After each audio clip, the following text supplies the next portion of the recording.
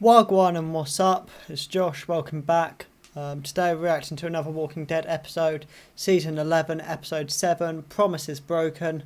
I'm looking forward to it. Ended on a bit of a cliffhanger in the last episode with Daryl and Leah getting back, and it was revealed that the creepy bald guy whose names I can't currently remember spoke to the other guy that was on Maggie's group, and they kind of just stared at Daryl. So we got that to look forward to. We're also getting a bit more with Eugene, Princess, Yumiko and Ezekiel. So looking forward to that as well. And then we're going back to Negan and Maggie and Gabriel and all of that group as well. So I imagine that we won't see a lot of Daryl this episode. That's kind of been the trend for the last couple series. Like, you get a cliffhanger and you don't hear anything from them for a couple episodes, and then it goes back to it. But hopefully we do. I mean, only time will tell. I have heard you guys, you commented on the last one saying that you didn't want me to pause it as frequently. I will try with this one to pause it less, but due to YouTube throwing copyright claims everywhere, I have had it on previous videos as well. They just strike everything down. I kind of worked it out that it was 10-15 seconds I could use before getting claimed, but I will see if I can find a way around it this video. Maybe I'll just edit it a little differently, but I will give it a go. Without any more delay, if you guys do enjoy, remember to like and subscribe, and let's get into it.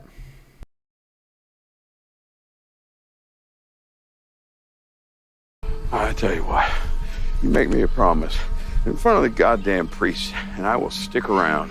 Promise you what? I do this for you. And we're even. We are good. I don't have to keep looking over my shoulder. Fuck. That is a big ask from Negan after shattering Glenn's brains in front of her. I don't think he can ask that and get it. I mean, I get why. I mean, it's years on, but still, he's asking a lot from Maggie. I want them desperately to get along. I really do. But yeah, that is asking an awful lot.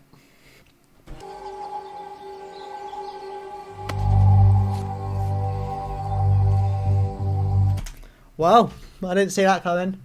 Fair enough. I mean, it'll be interesting to see where this develops now. I am looking forward to it though. His sister's best friend, Teresa. She was just a kid. Shit, there's so much we don't know about this guy. Like, came in with the mask and the fucking scythes and shit. And I didn't think he'd get the mask taken off as quickly as it did. And then Kelly got him to take off his mask. But yeah, he's really quite still mysterious, and I'm looking forward to finding out more about him. I'm not gonna leave you alone to work out here. Don't be stupid. Yeah, I said it. They got real hospitals and shit here. I love how Princess has come in and just told Ezekiel he's stupid. But she's got a point, they have hospitals and shit, and he does need help. I mean, he's got cancer and he's still just battling out like he's not. And he said to, who was it he said it to? Sadiq? Or the other guy. He said to one of the doctors that in the normal world it was a 98% chance of survival.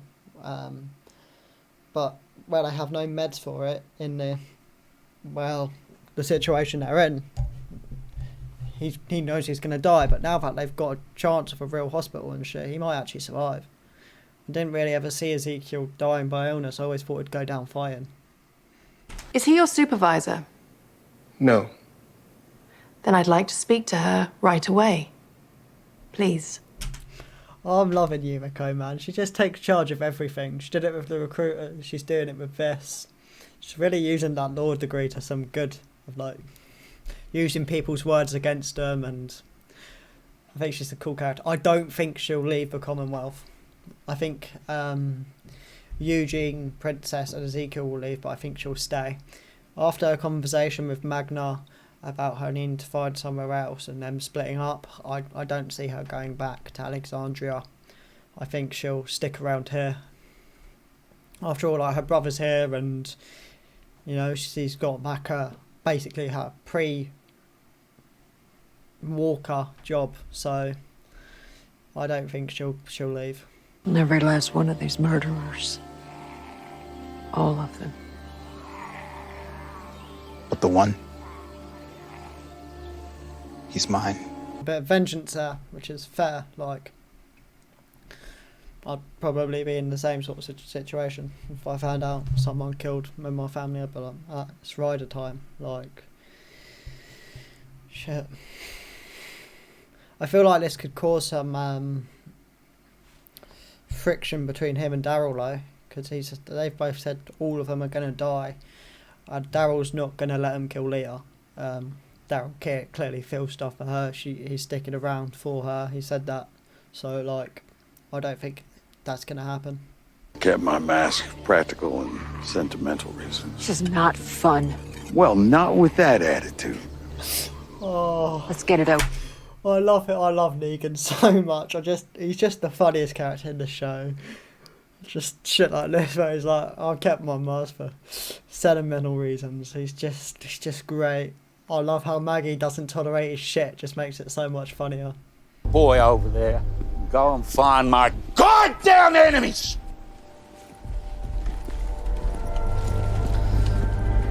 This Pope guy seems all talk, man.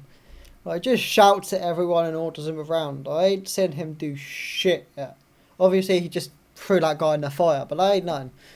I mean, for like, who seems to be like the enemy of the final season, he's not bringing much to the table at the minute. The Reapers have shown off more than he has so far. Like, they've been pretty bad at us when they've shown up and killed people, but he's just like, he just shouts at people. That's what they were saying. Like, shout at them, it's not going to do shit. I want to see him out in the field killing people. Like, he just doesn't seem like much of a threat at the minute.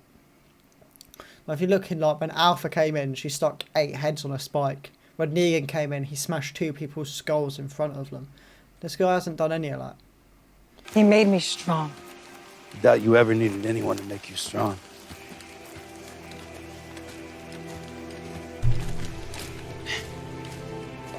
Daryl really picked his times to flirt, doesn't he? I think he's trying to get her to leave slowly, just like by poking digs at Pope and stuff.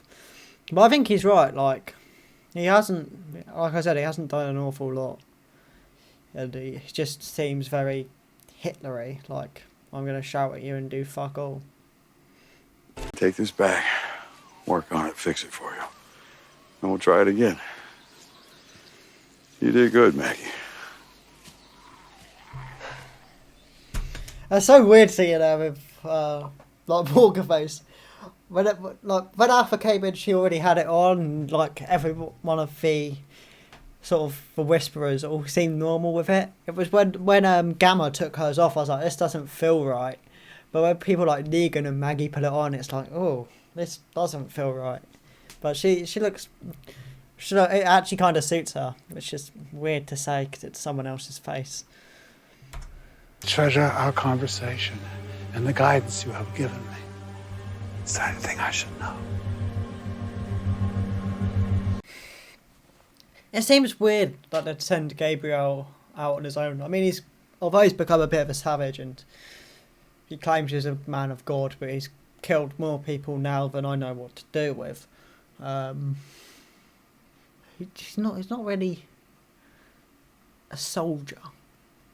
Like, the people he's killed haven't had a chance to fight back. I wouldn't, from the fact that there's 4 of them in the wild, I wouldn't risk sending one of them out on their own. And I think Gabriel's going to try and make friends with this guy and talk about God, but the way it is at the minute, I don't feel like Gabriel can talk about God or say he's a man of a God. He's killed too many people. I'm his lawyer! He's entitled to know his rights! No, Miko, leave it alone. Come on. That's the Commonwealth way. So I'm gonna guess that they overheard that he's a doctor and they're taking him away. I love how she's trying to pull the lawyer card already as well. And she's just getting nowhere with it. Like, they tried to do it not last episode before with Ezekiel and that, like, we want our lawyer. We know our lawyer. And they're like, nah, you don't get one. And then she's just said it there. And they're like, nah. So, your promise? I hope I can keep it. Gonna try. I like the fact that she's gonna try and keep it. And I think she will. I don't see Negan dying. I want a Negan spin-off. I know we're getting a Daryl and Carol one. I think we're getting another one, but I want a Negan spin-off. That's all. I think my life would be complete with a Negan spin-off. If something tragic could like happen to him indirectly, that he becomes like Negan again, and then you just saw all like a prequel to when before we met him in Walking Dead, where he was like proper Negan. I'd like to see a sequel of something like that. There must be something in it for you. A friend in high places. Someday I might need a favor, and you might be favorably inclined. Striking me for a street rat, and I don't like that. I think Miko needs to be careful with who she's trusting, because she could get in a really bad situation trusting men like that. The world is different now, Maggie. Fewer people to fight for, fight with. Hell, there's fewer things to fight over. Yeah. Yeah, if I could do it all over again, I'd have killed every single one of you.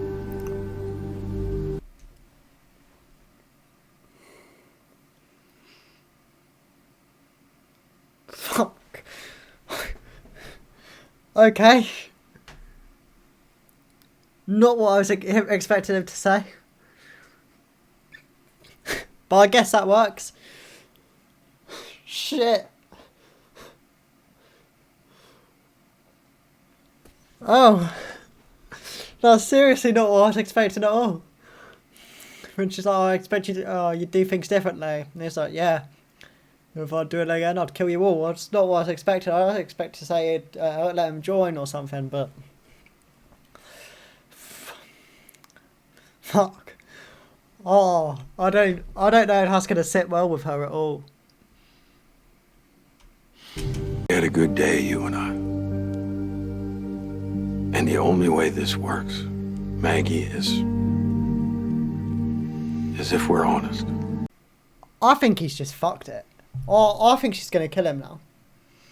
I really thought after like everything that happened today and him helping her out that they'd be okay. But I truly think he's fucked it now. I think she's going to kill him.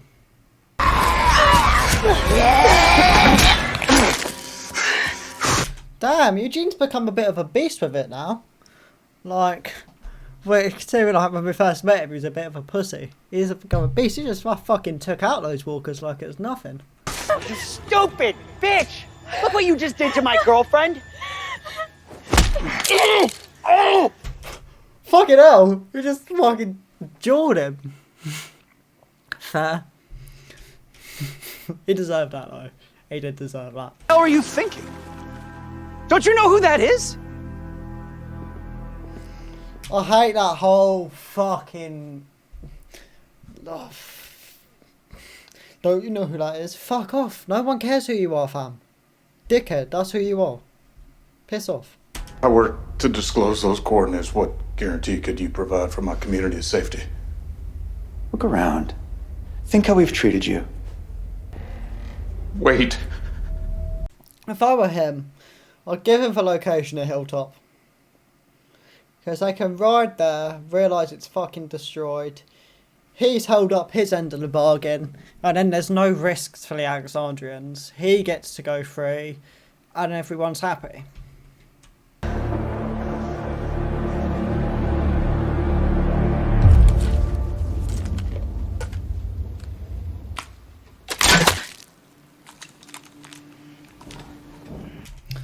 Saw that coming. I think for Leah it's too real for her. like considering like her previous situation and stuff.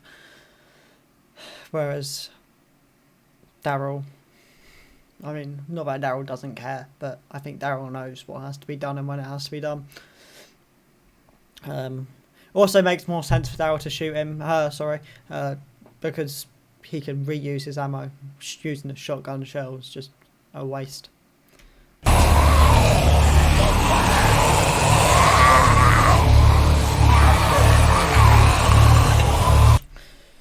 The only issue with them using a horde to break into the Reaper's hideout is that they have guns. With Alpha, it was never a problem because the Alexandrians didn't have automatic weapons like that. So when they were with the horde, they were safe. But against gunfire, they are risking themselves. Well, shit. It sucks for Elijah, now that his sister's dead and a walker. Good episode, to be fair. Very good episode. Wow, what an episode. I really enjoyed that. I loved the dialogue between Maggie and Negan, and like almost not rekindling, is that the right word?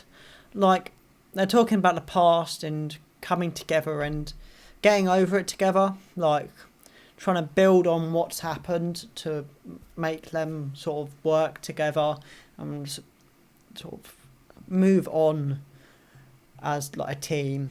I loved the arc between Daryl and Leah. It's clear about Daryl, I said last one, Daryl definitely has feelings for her still. But he is trying to bring her in on the fact that he is with Maggie and Maggie's group and he wants her to leave. But I don't know whether she'll be able to disobey and go against Pope. I think there'll be a bit of conflict with her in that. A lot's going on at the Commonwealth. I mean, we've got Eugene's just clocked the fucking leader in the face, leader's son in the face. Ezekiel seems to be on the mend. Not a lot's happened with Princess. She's just kind of been that supporting person there for Ezekiel. Yumiko had a lot going on with her brother and then with her friends and then with herself. Like, she's got all this conflict that she's not being able to see her friends. They've broken the law, so she can't see them. Her brother's been taken away and she's not being told about that, so she's isolated from him as well. I think the Commonwealth's whole plan behind that is to isolate her so much that she becomes one of them. So, we'll see how that goes. I think next episode we'll probably see more of sort of her, and maybe she'll finally meet the leader, whose name I've completely forgot. Oh well. I mean, we haven't met her, so I don't need to know her name. What else? We didn't see any of Carol or Kelly or any of Alexandria this episode, but I think that was kind of like a good thing. We had a very sort of Connie and Virgil based episode, and Kelly and Carol last week. So I think it's good for they having a bit of a break and expanding on those other stories, especially the Commonwealth story with Eugene and stuff like that. That's not one that I feel like it's got a lot of screen time yet, and I think that kind of took the forefront this episode. So I'm glad to see more of that. I'm looking forward to seeing more of it as well. It seems as if Daryl's trying to make a few more friends this episode within the Reapers.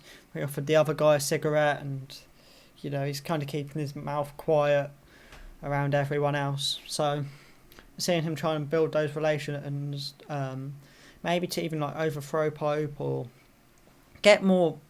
These Reapers are clearly warriors. Like, they know how to fight. They've fought well. But obviously he's going to go back to Maggie. They're going to try and steal the food. We saw the massive food supply they have. So I wonder if he'll try and get more fighters on board to join Alexandria. What else? I'm curious to see what will happen with Elijah now. Like, he's lost his sister. It's confirmed she is dead. She's a walker. So I don't know where his character will go from that. That's kind of all we've known, that he's had a sister and she's lost about him. So it'll be interesting to see where they take him next. I kind of thought he was going to break when he found out his sister and he started kind of quietly crying. I thought he might break and the herd might turn in on itself trying to kill him, but it didn't happen. What else?